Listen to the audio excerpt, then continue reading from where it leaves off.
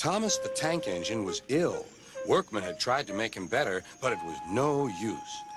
Edward must take you to the works, said Sir Topham Hatt. Thomas felt very miserable. Then Sir Topham Hatt spoke to Duck. I want you to help Percy and Toby while Thomas is away. Duck was delighted. He already knew Percy and soon made friends with Toby and Bertie. Terence the tractor gave him a big welcome, too. Take care of Thomas's coaches, he advised. He's sure to miss them while he's away. Duck was very gentle with the coaches. Annie and Clarabelle were impressed. Such nice manners, they told each other. It really is a pleasure to go out with him.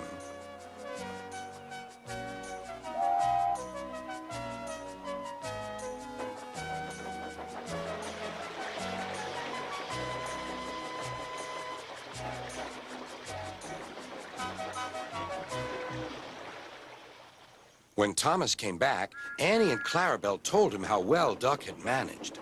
Thomas was so pleased to be home that he soon forgot to be jealous.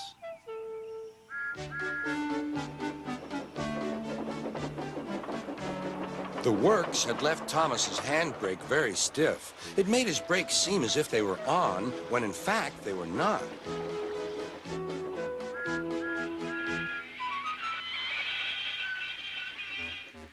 As a result, he and his coaches often overran the platform. Thomas found this most embarrassing. Gradually, his driver and firemen learned to be extra careful. But one day, Thomas's fireman was ill, and a relief man took his place.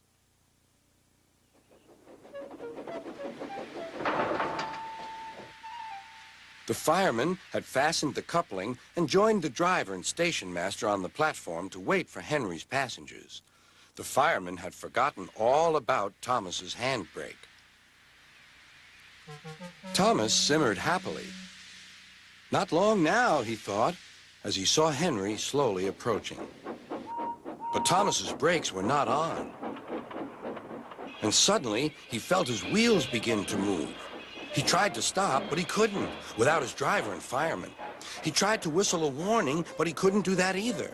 The conductor, driver, fireman, and passengers were all stranded on the platform. "Stop, stop!" shrieked Annie and Clarabelle, but Thomas, with plenty of steam, kept on going. The alarm went down the line. "Stop the Runaway!" There, ready for action, was Harold the helicopter.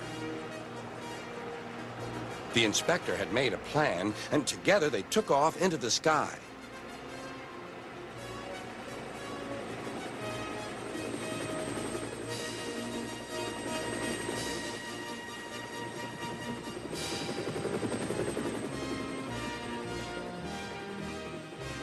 At last, Thomas was tiring. "I need to stop! I need to stop!" he panted wearily. As they neared the next station, Thomas saw Harold land.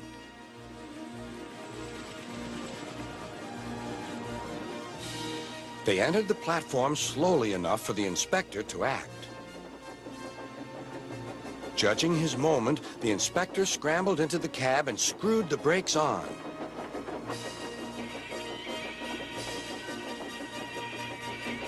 At last, Thomas stopped. Both he and the inspector were very relieved. Then they thanked Harold. "Think nothing of it. Glad to be of service, any time."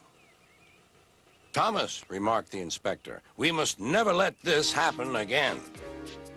Wearily, Thomas agreed with him.